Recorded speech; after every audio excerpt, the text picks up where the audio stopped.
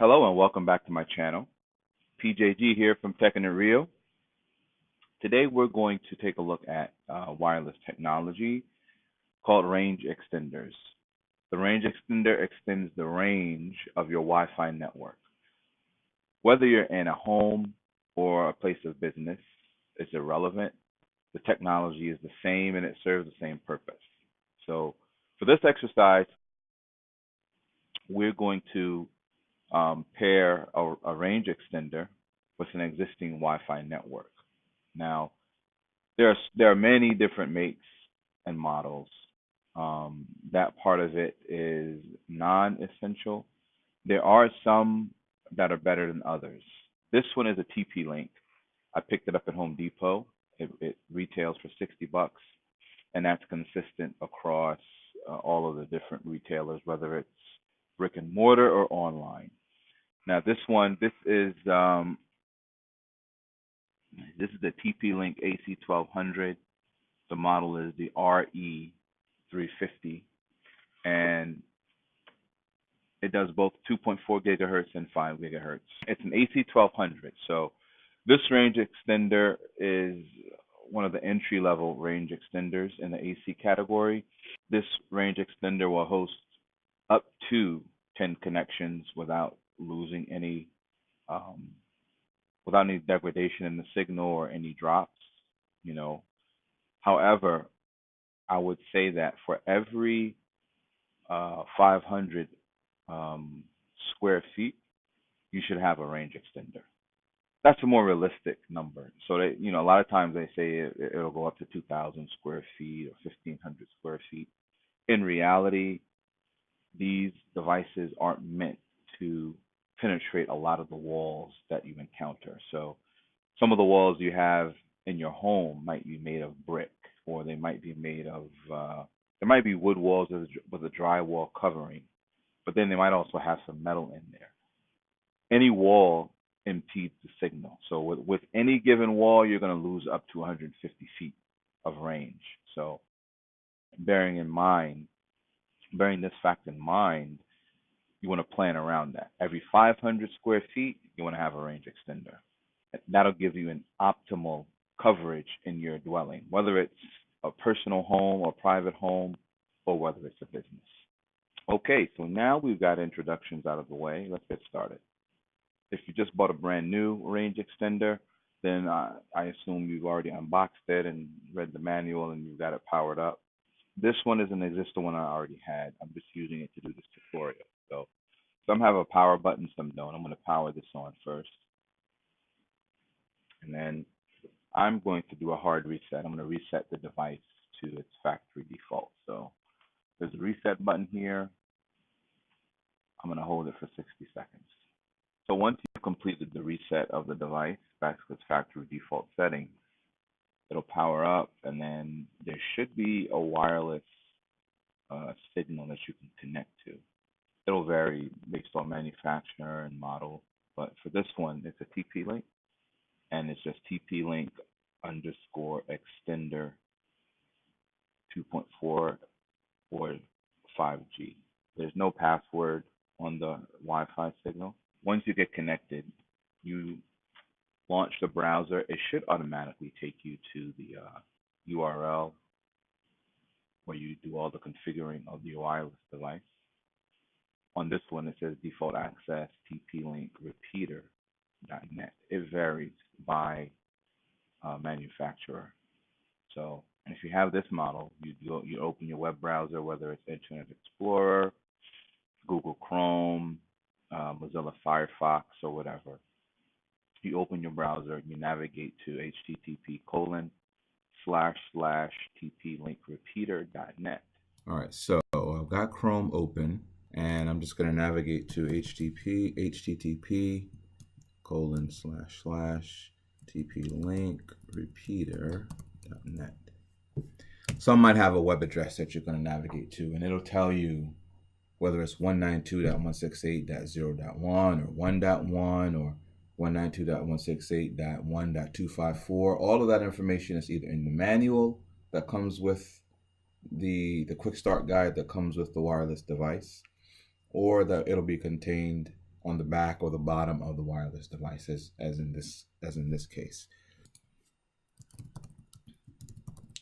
And I'm gonna log in. So the first thing it does is it asks me for a new username. I'm gonna leave it as admin and give it a different password. So you type whatever you want in there. Make sure it's secure and that you can remember it and only you can remember it. Once you got the little green check mark there, you can hit confirm. And again, the mileage will vary from manufacturer to manufacturer. Every setup page isn't the same, and every one of these doesn't work the same. The general concept is the same, and you configure, most of the time the configuration is the same. You'll navigate to the wireless signal you're trying to repeat or extend, and you'll select it, you'll enter the wireless information, and then from there you'll go on and connect to the device. Something to note, when it does the initial scan, some wireless routers have 2.4 gigahertz and 5 gigahertz. The newer ones have both. So if your range extender supports both 2.4 gigahertz and 5 gigahertz, you want to make sure that you're connecting to the correct network. In my case, I don't use 2.4 gigahertz, so I only use 5 gigahertz because I don't have a wide range for my wireless network. This extender is going to go in an area of my home where I don't have good coverage. So since I only use 5 gigahertz, I'm not alarmed that I see no connection here. There we go. So here it found the 5 gigahertz. This is mine right here. Select. Once you select it, it asks for the password. So go on and enter that password. And you'll get this password this is the password that you use currently for your existing wireless network. So you put that password in there and select next. It's going to ask you, for this particular model, it's going to ask you whether or not you want to do 2.4 gigahertz. This is an interesting step here. So even though I don't use 2.4 gigahertz in my Wi-Fi network, the range extender has its own 2.4 gigahertz network. So what's going to happen is I'm going to allow it to extend on the 2.4 gigahertz wireless network range, which is okay, even though I don't use 2.4 gigahertz on my wireless network, my existing wireless router. It's okay that it's going to extend it here, no problem. So I'm going to leave this one as 2.4 gigahertz, and on this one I'm going to add 5G. The other thing I'm going to do is I want to know that this is the extended wireless network signal, so I'm going to add that in there as well. And you can do this. You don't have to do this. This is just my preference. So we'll select next, and it's going to give me it's going to recap all of the setup options that I've chosen. I'm going to click finish. Then it's going to reboot. Once the reboot completes, then it should be connected to your Wi-Fi network. The way you know is if you connect to the range extender's wireless signal, once you've connected, it should get you to the internet. It should connect you to the internet. Let's see. CNN.com. There it is. Beautiful. So, for anyone with questions about range extenders, this is a very brief video. If you'd like for me to do a more in-depth video, just add a comment or send me a note or something, and we can do a more in-depth video on any topic with regard to range extenders that you like. One added note here: most range extenders have an Ethernet port.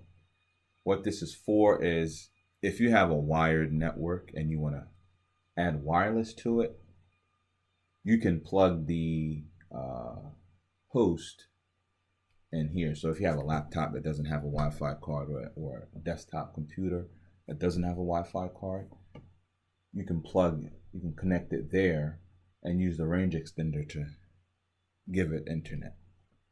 There's some other uses for this, and we'll go over that maybe in another video. So that about wraps this one up. Don't forget to like and subscribe, and join me another time for more exciting videos.